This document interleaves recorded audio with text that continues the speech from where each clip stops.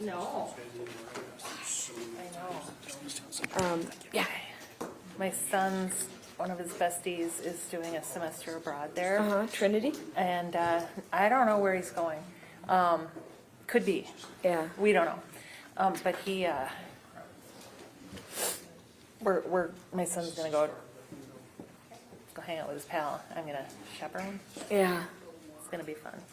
Yeah, it is. It's good. It's a good time. It's not that expensive, like for food and stuff like that either. Good. So, are you taking Aer Lingus?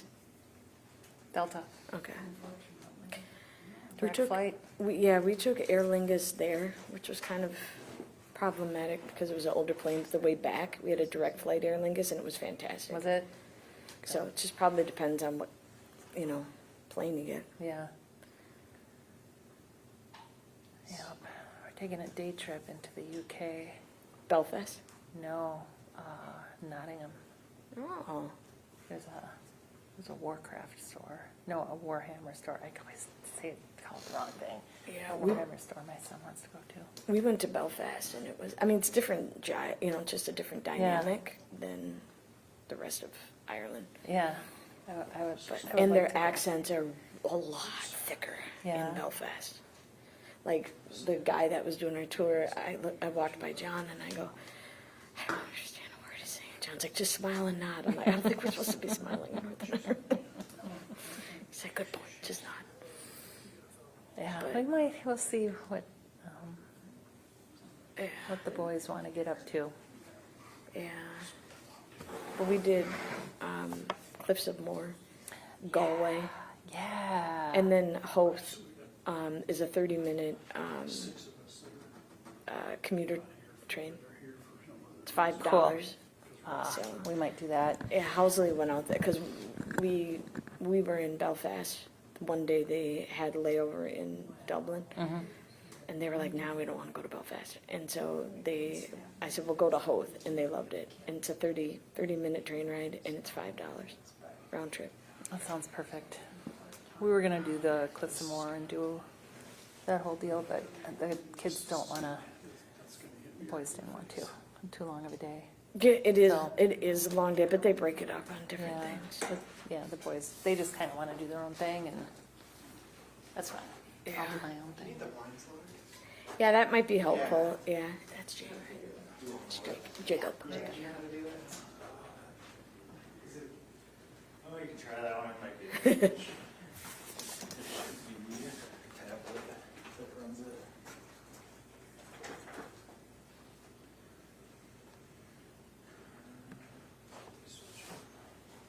Here's Eileen. We had the idea this afternoon to have a food drive during this thing, and I'm like, yeah, that's a good idea too late. Yeah. That's the one. So, That's not gonna help. Jake. Hey, Mary. You may have to sit in the front. over here. It's like church, nobody sits in the front. Hey! You did it. Is it Mark? It is, yeah, it's just blinds, but you don't know which one, that one? All right, I think we'll give it like maybe one or two more minutes to see if we have some stragglers coming in, and then we'll get going. We want to be respectful of people's time too. Look like what? Cottage Grove. What? That's the new apartment building. I mean, you didn't know that?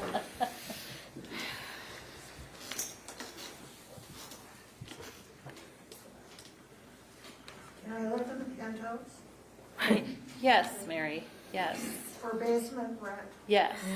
I will make sure of that. It was a nice day out too. It's a little brisk. I mean, it started out pretty wicked, but the sun's out now. Are we gonna be live on the news? Because we could broadcast. Yeah, you ready? We'll read the news. What do you need? Okay. Should Should we start? It's sunny, windy, and cold. Yeah. All right. We're gonna. Be hired to do canoes. All right. Do you want to start with your introduction? Yeah, I'm Senator Judy Seeberger, represent District 41, which includes, of course, Cottage Grove, where we are. It extends all the way in the north to Grant, comes down through West Lakeland Township, Baytown Township, Afton, the Lakeland cities, Cottage Grove, Hastings, Ninninger Township, and Denmark Township. And I took over from this wonderful woman who, go for it. I am Karla Bigham. I'm the Washington County Commissioner. I represent District 4, which is the southern part of Washington County, which is Cottage Grove, St. Paul Park, Newport, and the townships of Denmark and Great Cloud Island. And I have one precinct of Woodbury, the best one because it has the brewery, Third Act Brewery in it. And so I tell people that it is the best precinct in Woodbury. And you know, as Senator Seeberger said, I used to be in the Senate, and before that I was actually on the county board. Then before that I was in the House. And so, having been in both roles, what's going on right now with the federal government and the decisions that they're making is having a huge impact in the state and the county. And so I want to thank Senator Seeberger for hosting this tonight. It's a joint town hall, but we thought it both was important because there are decisions that are going to fundamentally impact folks, and I'll go into a little bit of detail about SNAP and the Medicaid, and then we could take questions. And it's timely because the board met yesterday, and we had an update from our staff as well. So, these changes could shift when you're looking at Medicaid and SNAP, these changes could shift more of the cost onto local governments and make it harder for counties to keep up with the community needs. SNAP is known as Supplemental Nutrition Assistance Program. Some people call it food stamps. It's federally supported program providing over 42 million Americans with monthly grocery benefits. And SNAP is a key component of a social safety net that has significant impact on combating hunger and poverty and lower income households. And for Washington County, SNAP supports over 5,400 households in Washington County monthly. That equates to over 10,000 Washington County residents. MFIB, which is the cash and food program together, that has 450 families in Washington County. Washington County receives about, disperses about $20 million a year in benefits for SNAP. That's about $1.6 million a month.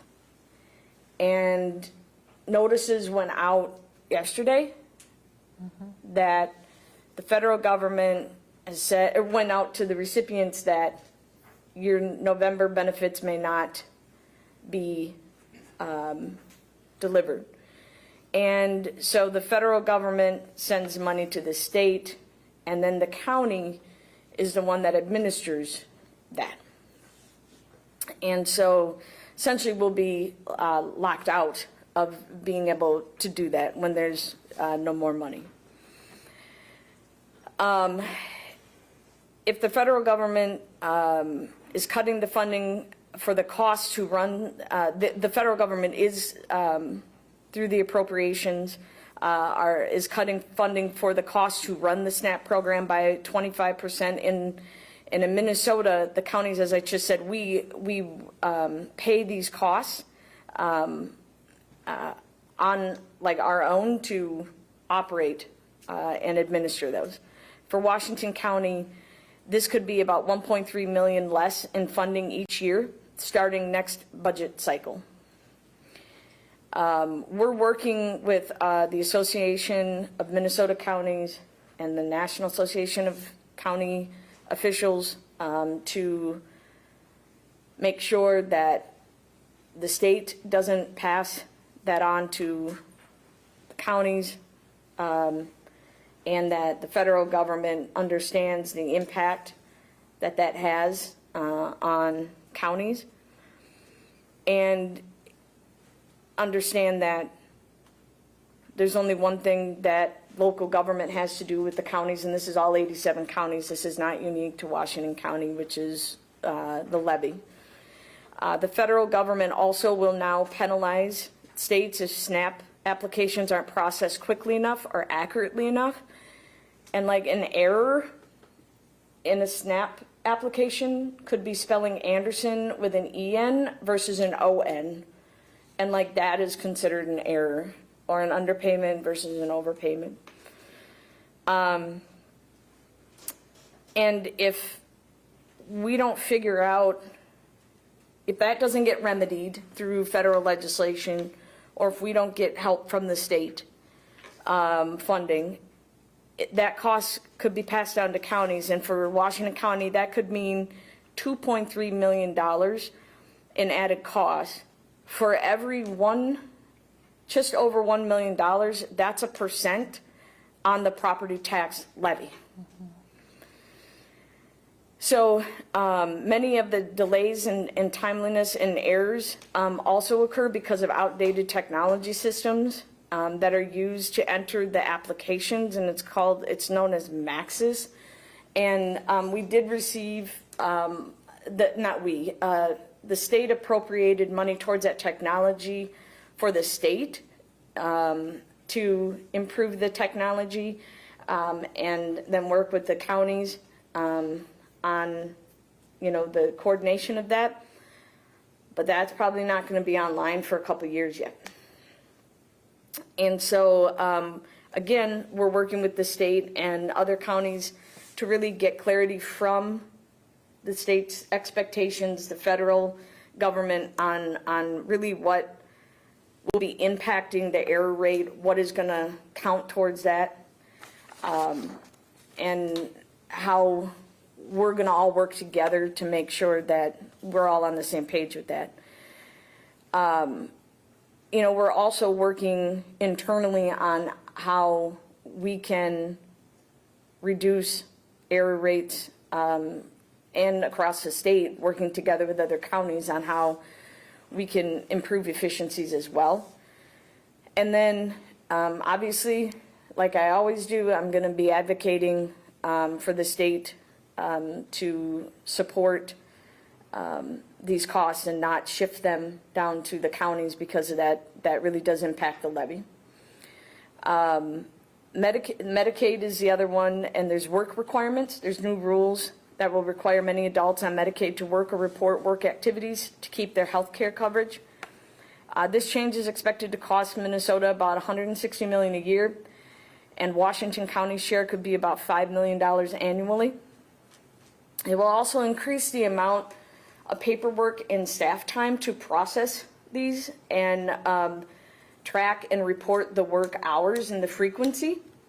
And we're going to continue to monitor for the additional guidance, because right now we're still unsure of what the federal requirement is going to be asking and requiring of us, about the changes in the implementation and what that might look like. But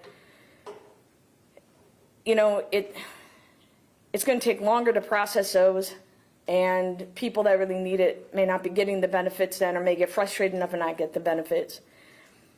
And the one thing I will say about the Medicaid cuts that I think specifically upset me is twofold.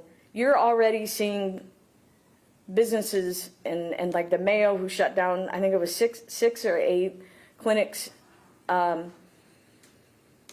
These cuts do not just impact Medicaid users. They impact everybody that uses services, and those are for mental health, and substance misuse, and just everyday primary care. And in greater Minnesota, it's really going to have an impact. And I think of, it was a couple of years ago that Regina stopped their delivery center, labor center, down in Hastings. Now, I've never delivered a baby, like never given birth, but rumor is that having to wait 30 minutes, probably not the easiest thing if possible at all. I'm just saying, I think it's sometimes not possible. And so when Northfield or Regions or Woodwinds are the closest for like Hastings, the next hospital, like you better have a backup plan. And that's just here in exurbs.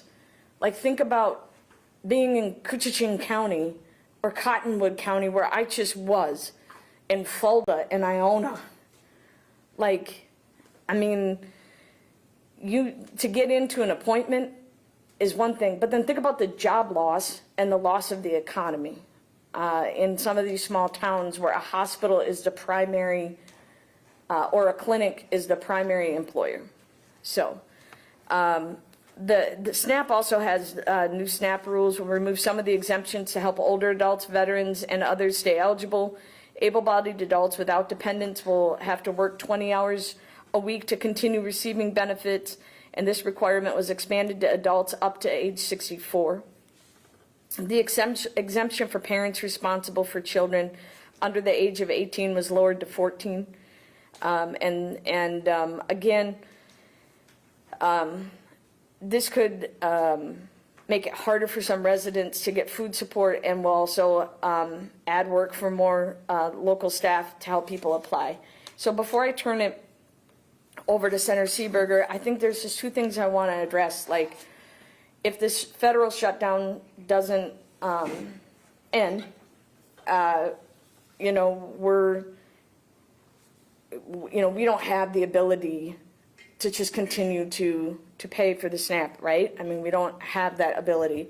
So that will mean that our food shelves will be lifting these folks up that need food.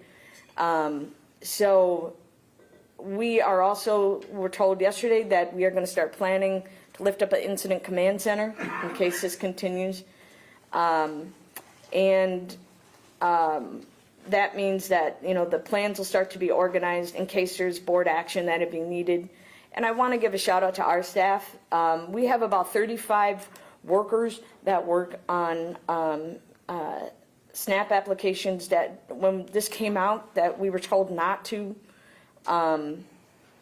that the benefits were going to be cut off on a certain day, and that any new applications would probably not be approved.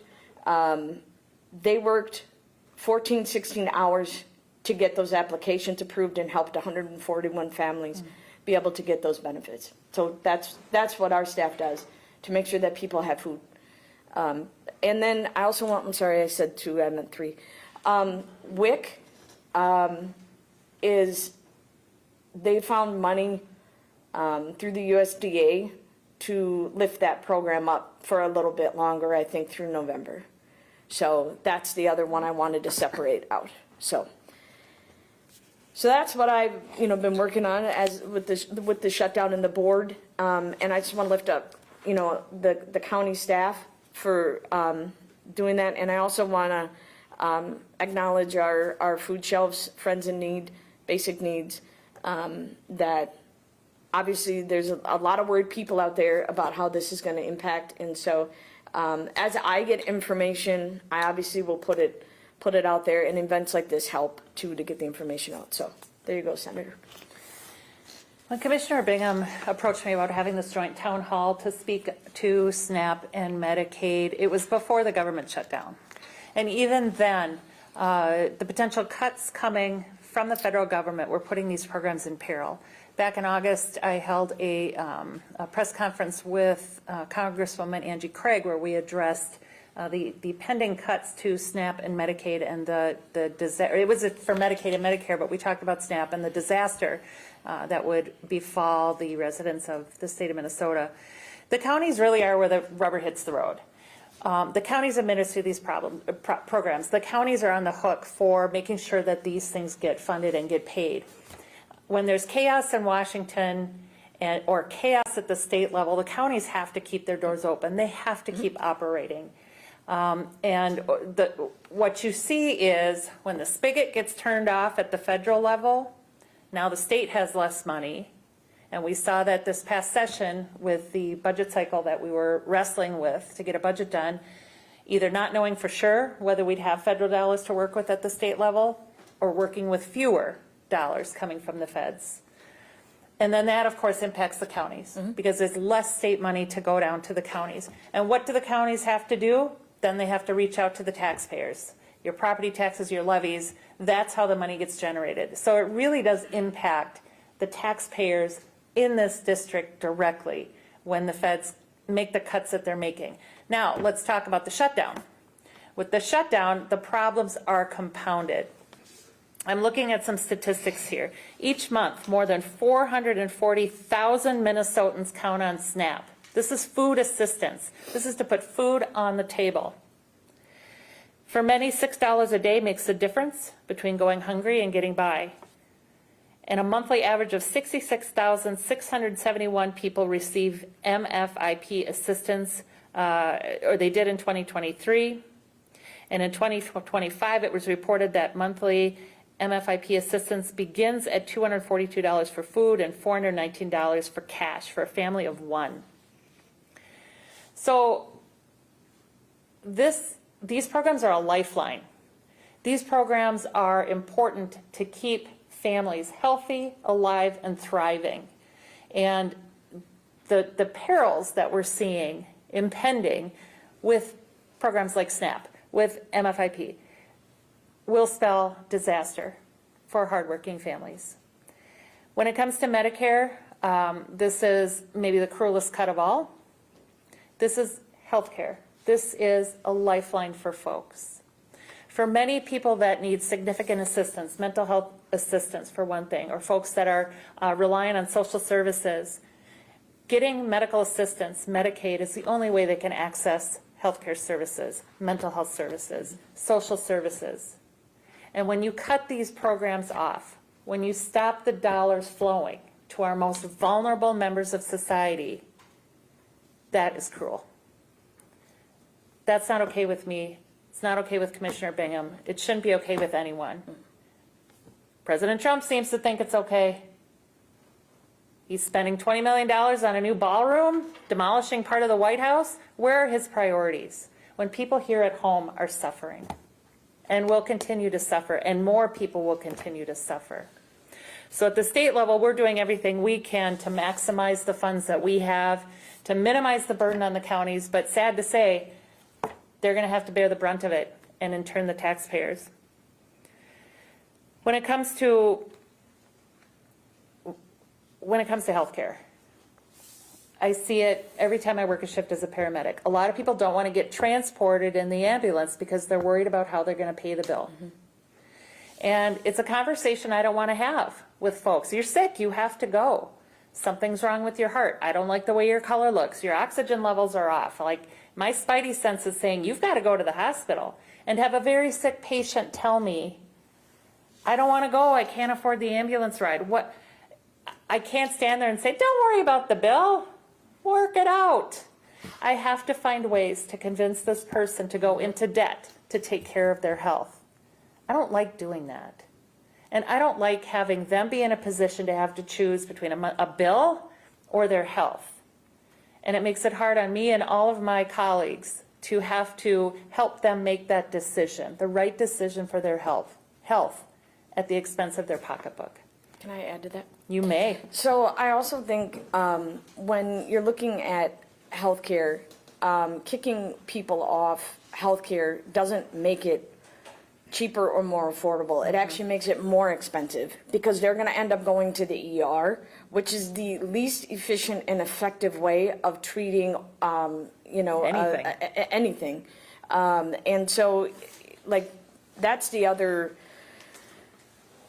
side of what I think needs to be highlighted when we're closing down these clinics, especially in rural Minnesota, in some of these exurbs, that it's going to take longer for people to be able to be seen in a primary care clinic. They're going to end up going to Woodwinds, and they're going to end up going to Regina, and it's more costly.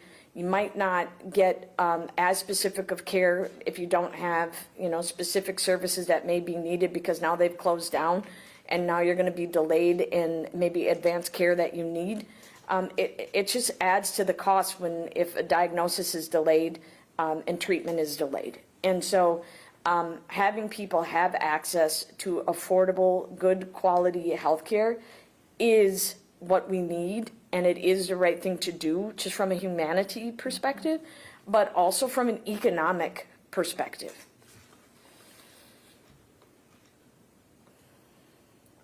Questions? Discussion? Depression. I also can add, because one of the questions I asked our Director of Community Services yesterday too is the other services that people may be worried about, like heating assistance, housing support, and like energy. Those right now, energy assistance, those right now are not impacted like the other ones are. And I think just a final thing, and we timed that right with about 30 minutes of us talking, and then we'll have about the same question. The final thing I would say is that if the federal government has money able to fund SNAP, fund it. If the USDA can find the money to fund SNAP, they need to fund it. You know, we're going also into the holidays, and we're also going into a cold weather season for us, and no one deserves to be cold and hungry, and these are vital programs that are basic needs for our neighbors and our neighbors in need. So, I mean, Are you hearing from food shelves about how they're trying to cope with this? yeah, well, I've been on the phone with Basic Needs and ran into them yesterday at Operation Warm, which Marathon Refinery donated a lot of clothing for our neighbors that was at Crestview Elementary, my elementary school. And so was a very well-attended event last night. I spoke to Basic Needs. They're ready, willing to be able to help lift up neighbors to the best that they can. And they're willing to step up. And I know the other food shelves, whether it's Friends in Need, and then there's Open Cupboard, Valley, the food shelf in the Stillwater Valley.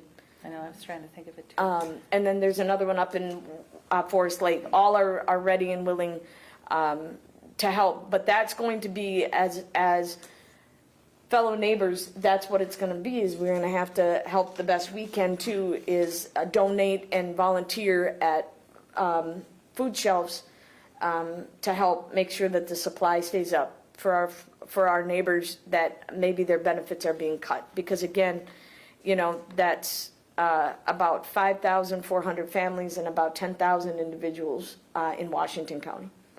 And thank goodness for universal meal, because that may be the only reliable, nutritious meal or meals that our students and our kids get. So I'm grateful as a legislature we passed that in 2023. That makes a huge difference.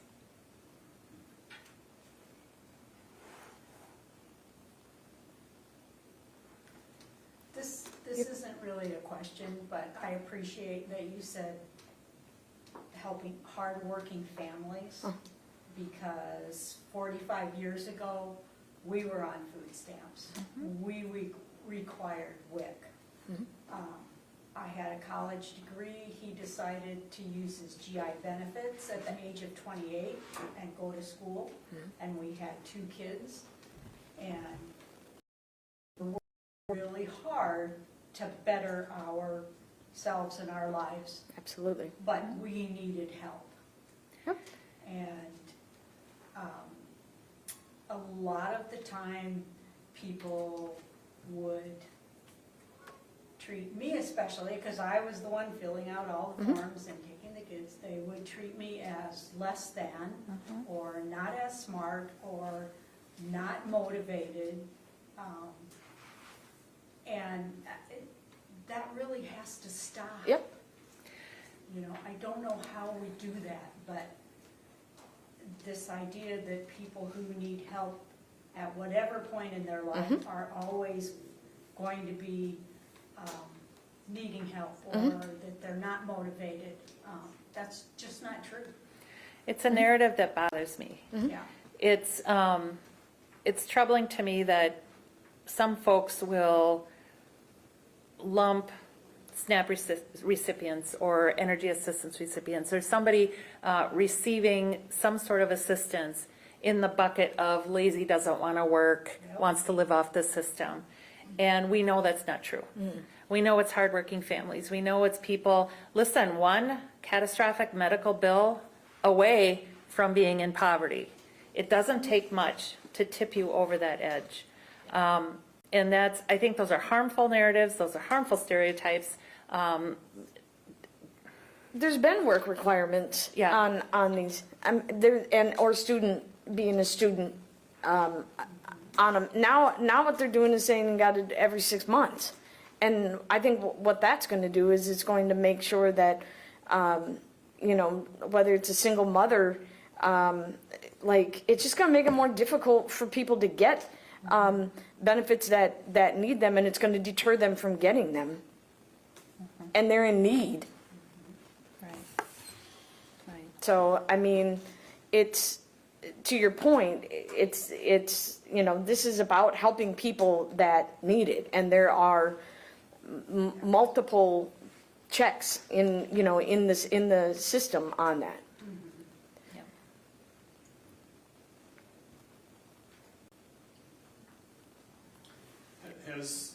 Do you know, is anybody working with the communities of faith to partner up with the food shelves and stuff to see if there's some additional synergy there? I do not. I have not spoken to any of the communities of faith. We just had what we call a pit stop at the Armory in Cottage Grove, and that's a point in time.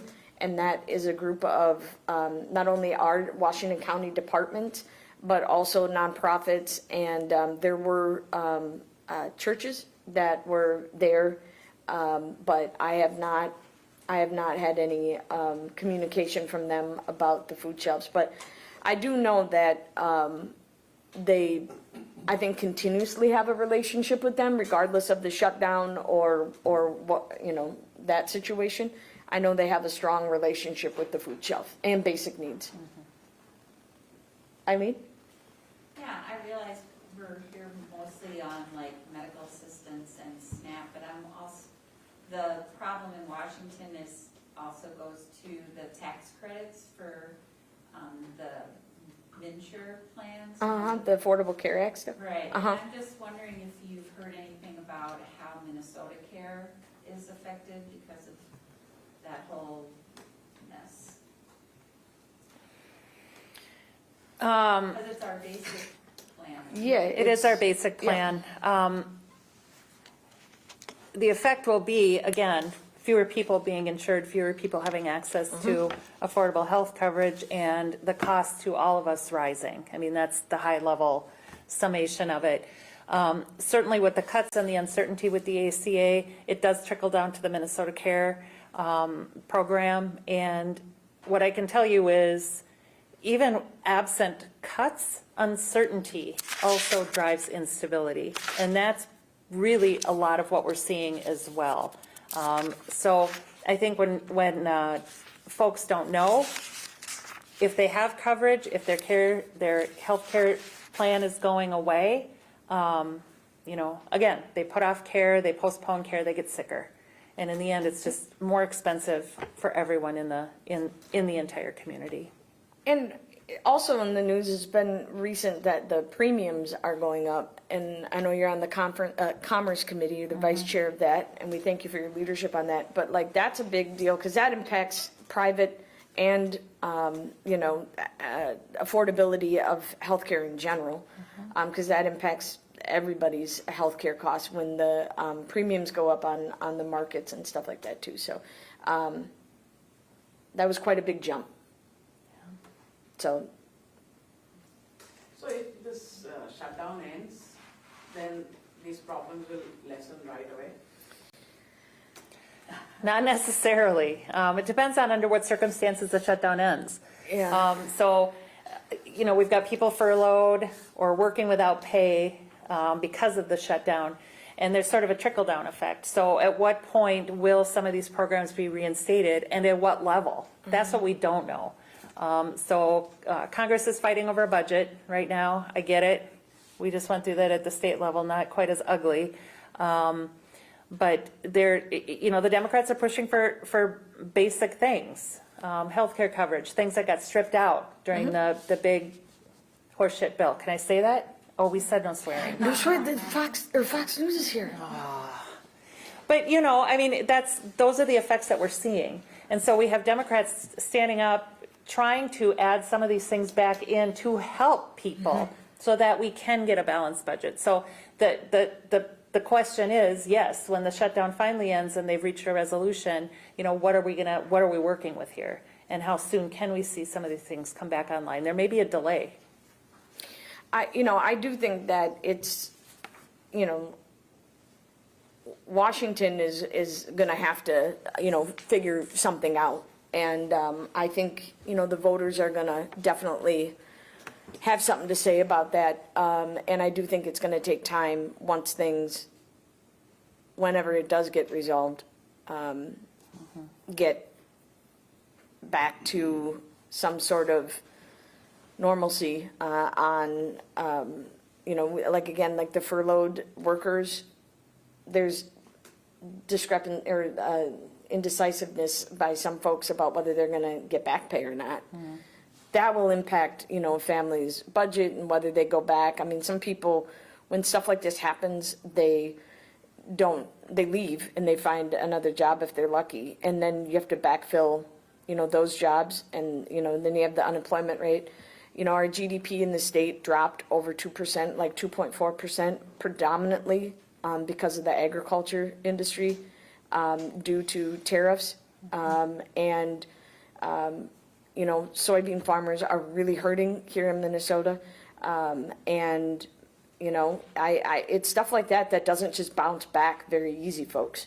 And so the more, I think, unfettered that an agenda that doesn't benefit Minnesota families, farmers, small businesses goes unchecked, I think the damage is going to be more long-term.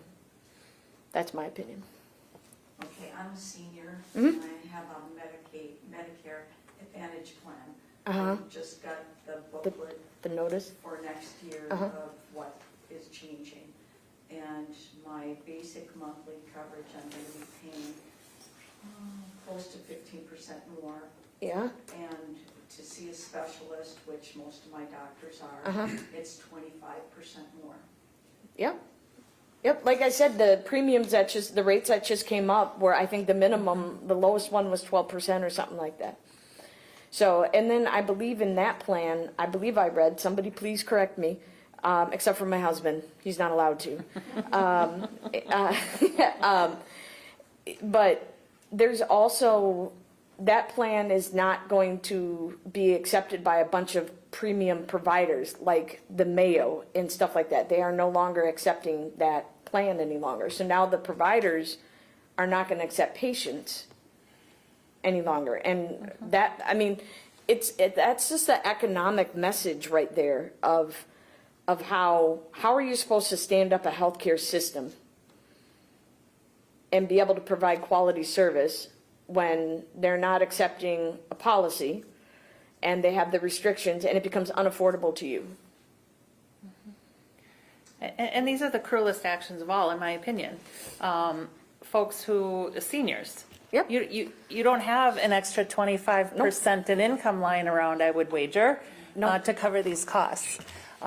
Folks who rely on SNAP or Medicare, those kinds of things. When we're seeing cuts to those programs, to me that's about as low as you can go, because as a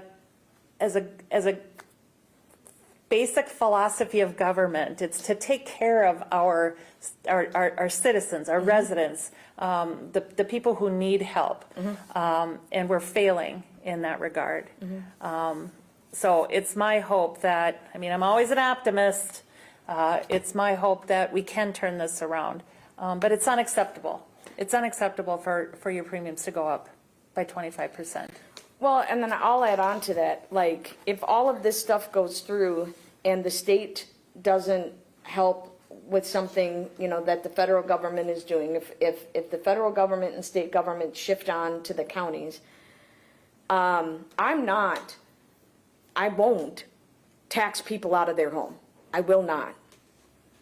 And so that's counterproductive. So there's only one other thing we can do, and that's eliminate service. And over 80% of my budget is state and mandated spending. State and federal mandated spending. So, I mean, like Senator Seeberger said, the federal government and state government, they can be in chaos and kind of actually still function, even though we all don't like it and it's not acceptable. It's not normal. It shouldn't be this way, and it doesn't have to be this way. We literally cannot be in chaos. If that happens, police and fire don't get dispatched appropriately, your garbage doesn't get picked up, your water isn't clean, and you don't get, you know, services that people depend on for everyday life. But I refuse to, I mean, double-digit levy increases by local government is not sustainable. So the federal government and the state government have to come to the table and understand and reprioritize for what Senator Seeberger just said, the basic things, protecting and keeping our communities safe, keeping us healthy, having our schools be safe, and putting out really good curriculum and world-class students. Those are the types of things that as Minnesotans we expect. The basics. And deserve. And deserve. I'm looking at my situation, and I look at, I mean, I've always looked into the safety net, the food stamps and things like that. And one of the problems always is, I mean, we make about $200 too much a month to qualify. And the big thing is, it's all the programs are an all or nothing. You either get all of them or you get nothing. You can't just Correct. get a little bit of help, which is the majority of what people need. Yep. I understand that it's extremely hard to set up a framework around that. But going to your point on the chaos in Washington, because there are so many things, not just health care and food stamps and the safety net, there's all the other things. They wiped out almost entire, like the education department's going away, and their departments they're decimating. And to move forward, I mean, everything, I understand prices go up and I have no problem with that. But with all the things, especially with the Medicare and Medicaid type things that are going on, I would forecast that in a year I'm not going to be able to afford our home. Or we are not going to be able to afford our home, and I mean, then what happens? I mean, we have a terrible homeless problem now, and we're just going forward and creating more of it. I don't have the answers either. It's just so depressing to get up every morning and read the paper or check things, and you find one more thing that they say, well, yeah, we don't need that anymore. I mean, I am so, and I know that there is places that can be better run, and there are mistakes that have made. But if I hear one more politician say, well, we gotta fight the fraud, waste and abuse, I'm gonna punch him in the face. I mean, I'm sorry. Nobody has ever defined what fraud, waste and abuse they're looking for and how they're gonna fix it. All they do is do the word salad about it. And it's so frustrating and demoralizing. What? Do you want to? Listen, I was just meeting with the Attorney General this morning, and we were talking about that very thing. And I don't think I've ever seen him so fired up as when he talked about the issue of fraud, waste, and abuse that we've been seeing in the news headlines. Certainly that's not okay. It's not okay with anybody. Nobody budgets for fraud. It's a problem that the Attorney General is committed to solving, that the legislature is committed to solving. I carried a clone of Heather Gustafson's OIG bill. We're working. There are people, who have rolled up their sleeves and are working to combat that problem. But we need to separate that, to your point. That's not what's driving food insecurity. That's not what's driving the potential cuts in SNAP benefits and Medicare and Medicaid. That's not what's driving that at all. And it's disingenuous to throw that issue out to distract from the real issue, which is the federal cuts and the chaos in Washington, and the inability of our federal government to get it together and do what they're supposed to do for the people of the United States. That's the real issue, and that's what we need to be talking about. So everything that Senator Seeberger said, yes, and I would say that the waste, fraud, and abuse is unacceptable, and people are being held accountable. It's real. They're being found guilty, and it's not acceptable. And I think that the county government, I sit on the audit committee. I'm the chair of the audit committee. Counties are like the most audited level of government, and I think that there are some best practices that maybe the departments could learn from us. And had I had a conversation with, and maybe the next state auditor, I would have looked at auditing internal controls, because I think that making sure governments are being on the front end of what they're doing and making sure they have the protections and the preventative side is always a smart thing. And I think that we really should be looking at that on a state and on a local level.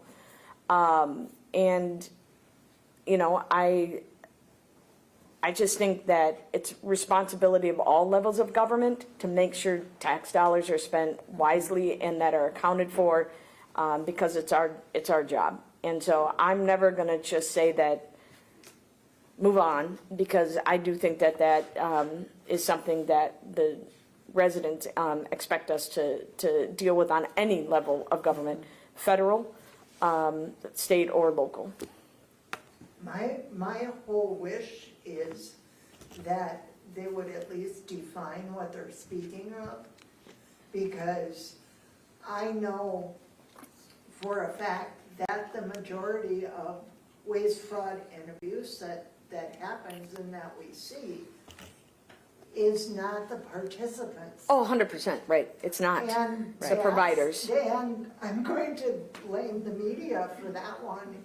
That is how they present it, that it's the participants that are creating this waste, fraud, and abuse. I don't know. His competitor got the story going on about a provider right now. So I don't know. And I just think that it is a hot topic, because it's infuriating. You feel like you got duped, and everybody gets mad about that. And so you got to hold people accountable.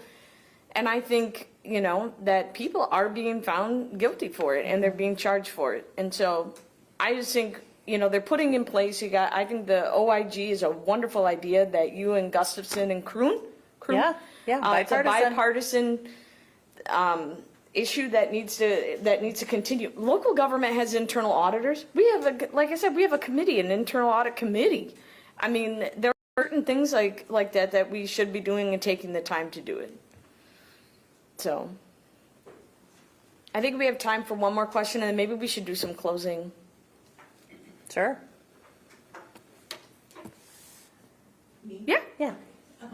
You had made the comment that the county is where the rubber hits the road. Mm-hmm. And this lady made a comment that she can project if things don't change and they continue on as they are, that she would lose her home. Mm-hmm.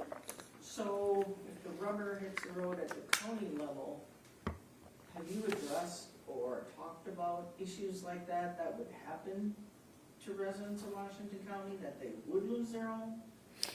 So I mean, I think we have two options. Like I just said, it would either be increasing the levy or cutting services. Just like when the federal government is making the changes on Medicaid and on SNAP, right? We have two choices. We can hire a bunch of workers to make sure that we don't take a long time to process applications, right? Or we don't do that, and it takes forever for people's applications to get through, and the services will be declined, and people will go out without service. And so those are the balance and the decisions that we're going to be made. If the federal and state government don't partner with us and keep us at the table, communicate with us about what's their ideas, and taking our feedback in on how we best think we can do this. Technology is a big deal, and I think to your point that hopefully in the next couple of years the upgrades in technology for the counties will be helpful to expedite some of the processing of the applications and programming that we need to do. I think that'll be helpful. But we prepare and budget every year and look at the growth of our county. And as we grow, that's an impact on the services, whether it's law enforcement, whether that's social service programs, as we're talking about today, whether that's public health programs. And so we do budget for all of that. But that's outside of the inflationary rates of the food and every other day costs of gasoline, energy bills. So, I mean, totally. I mean, that's what I think Mary was talking about as well. But yes, we do budget and take that into consideration about how that impacts families. We are the second lowest tax rate here in Washington County, and I'm proud of that. We will have the lowest levy this year in Washington County. What is the levy? It's 6.95 this year. Well, for next year. But, and so that's that's low compared to our surrounding partners. And then I don't know one of the cities that's in a single digit this year for their levies. So, and that's not including the school districts. And counties, if you think for every $1 of property taxes, the counties only get 20 cents of that dollar. So the other 80 cents, I got the math right, goes to the other local entities. So school and city, you got mosquito control, you got, some of the real, the little guys, so. Yeah, but housing is an issue. Affordable housing is an issue. Yeah, we're opening up our first emergency housing service building next month. That's, gonna be the first one in the county, and we're transitioning. We right now have like 14 individuals that are basically in hotels that we're gonna transfer into the building plus, you know, the other rooms in there. You know, and it's gonna be amazing. It's the first one in the county, and it's on our county property in Stillwater, so, at our Stillwater site, so. But I think I'll start with the closing, real quick, and then we can go into you. First, I just want to thank everybody for being here, but I just want to say stay involved. Please email your Congress people and senators, and, you know, let them know your thoughts and your concerns.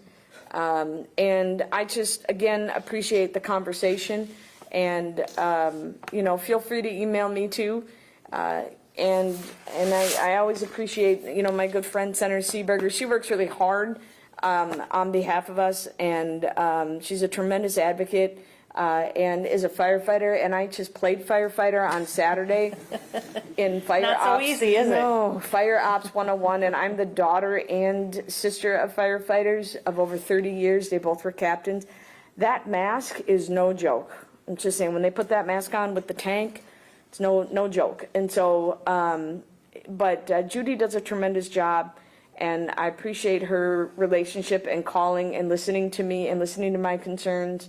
Sometimes she doesn't have a choice, but it is a collaborative relationship. We really do have tremendous partners in Congresswoman Craig and Senators Klobuchar and Smith. Their staff are amazing, and so if you have any questions or concerns, please reach out to them.